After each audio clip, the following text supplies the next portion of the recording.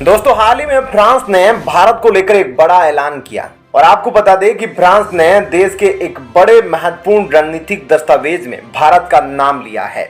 आपको याद होगा कि हाल ही में अमेरिका ने भी अपनी 48 पन्नों की राष्ट्रीय सुरक्षा नीति में भारत का जिक्र किया था और अब इसके बाद फ्रांस ने भी अपने नेशनल स्ट्रेटेजिक रिव्यू में भारत को अपना की पार्टनर बताया है। और फ्रांस ने ऐसा इसलिए किया है क्योंकि आगे जाकर चीन से लड़ने के लिए फ्रांस को भारत की जरूरत पड़ने वाली है। ऐसे में चीन के खिलाफ अब फ्रांस भारत के साथ आ गया है। ऐसे में आप सोच रहे होंगे कि आखिर फ्रांस ने ऐसा क्या सोचकर क्या कदम उठाया है और आगे जाकर किस तरह से यह भारत के लिए सही साबित होने वाला है। तो आज हम आपको इस वीडियो में इसी बारे में विस्तार से बताने वाले हैं, इसलिए वीडियो को अंत तक जरूर देखिएगा। इस बारे में हमें अपनी राय कमेंट करके जरूर बताएं। तो चलिए अब देखते हैं पूरी खबर विस्तार से। दोस्तों, फ्रांस ने अपने इस स्ट्रेटेजिक डॉक्यूमेंट में कहा कि भारत हिंद महासागर में चीन की आक्रामकता को रोकने के लिए सबसे अहम भूमिका निभा सकता है। और खास बात यह है कि फ्रांस का यह नेशनल स्ट्रेटेजिक रिव्यू डॉक्यूमेंट देश की रणनीति को 2030 तक दिशा देगा। इस डॉक्यूमेंट में फ्रांस ने यह भी बताया कि वो किन देशों के साथ युद्धाभ्यास करेगा, उसका डिफेंस बजट कितना होगा और कौन सा देश फ्रांस के लिए जरूरी है। अब इसी डॉक्यूमेंट में भारत का जिक्र करके फ्रांस ने यह बता दिया है कि भारत उसके लिए कितना अहम है। अब आप ये सोच रहे होंगे कि हिंद महासागर से फ्रांस का क्या लेना देना है और क्यों उसे इस इलाके में चीन को रोकने के लिए भारत की मदद चाहिए। तो आपको बता दें कि शांत और स्थिर महासागर फ्रांस के लिए बेहद जरूरी है, क्योंकि हिंद महासागर में फ्रांस की भी हिस्सेदारी है। हिंद महासागर के रीयूनियन द्वीप और माओ द्वीप पर फ्रांस का अधिकार है और रीयूनियन द्वीप तो फ्रांस का मिलिट्री बेस भी है। और फ्रांस हिंद महासागर में कई क्षेत्रीय संगठनों का भी सदस्य है और हिंद महासागर का एक बड़ा इलाका फ्रांस का एक्सक्लूसिव इकोनॉमिक जोन भी है।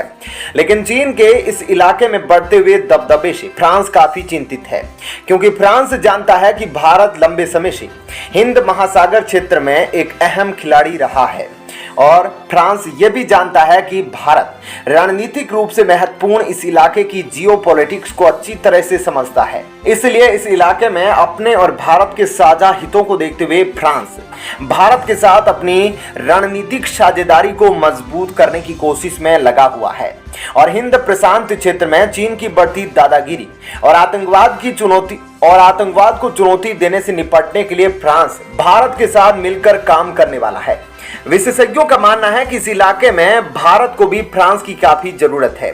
चीन अपनी स्ट्रिंग ऑफ पर्ल्स नीति के तहत हिंद महासागर में भारत की घेराबंदी करने में जुट गया है और चीन को करारा जवाब देने के लिए अब भारत ने भी कमर कस ली है।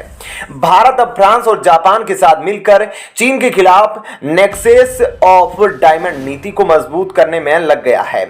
इस रणनीति के तहत भारत का समुद्री शिकारी PNI विमान फ्रांस के रीयूनियन द्वीप नेवल बेस पर उतरेगा, जहां से वो चीन पर आसानी से नजर रख सकता है। ऐसे में भारत और फ्रांस साथ मिलकर मजबूती से चीन के खिलाफ खड़े हो सकते हैं। ऐसे में दोस्तों, आपकी इस खबर पर क्या राय है? आप फ्रांस के उठाए इस कदम के बारे में क्या कहना चाहेंगे? हमें कमेंट करके जरूर बताएं और साथ ही इस वीडियो को ज्यादा से ज्यादा लाइक और शेयर जरूर करें। दोस्तों, भारत इस वक्त एक बड़े युद्ध की तैयारी में लगा है। रूस यूक्रेन युद्ध के परिणामों को देखते हुए भारत ने कई बड़े सबक सीखे हैं और भारत अब जानता है कि जंग में हथियारों के साथ मजबूत कूटनीति भी बेहद जरूरी है और भारत अब अपनी इसी रणनीति में सफल होता हुआ भी दिख रहा है। ऐसे में भारत ने युद्ध के लिए क्या क्या तैयारी की है और किन किन देशों के साथ मिलकर यह तैयारी कर रहा है, ताकि आने वाले समय में अगर चीन से उसका सामना हो तो वह पहले से ही तैयार रहे। तो चलिए अब आपको विस्तार से बताते हैं पूरी खबर। दोस्तों, आगे आने वाले समय में भारत के लिए सबसे बड़ा खतरा चीन होगा। ऐसे में भारत को अपनी सैन्य ताकत बढ़ाने के साथ साथ दुनिया के मजबूत देशों को भी अपने पक्ष में रखना होगा और इसी कारण भारत शांति काल में एक से बढ़कर एक कदम उठा रहा है और चीन का खतरा देखते हुए भारत रूस और अमेरिका दोनों को साथ लेकर चल रहा है। भारत एक ही समय पर रूस के साथ भी मौजूद है और उसी समय पर वह दूसरी तरफ अमेरिका के साथ युद्ध अभ्यास भी कर रहा है। ऐसे में भारत एक ही समय पर ऐसे 3 बड़े युद्ध अभ्यासों में हिस्सा ले रहा है जिनके बारे में आप जानकर हैरान रह जाएंगे। भारत अमेरिका, फ्रांस, जापान और ऑस्ट्रेलिया के साथ मिलकर जंग की तैयारी कर रहा है।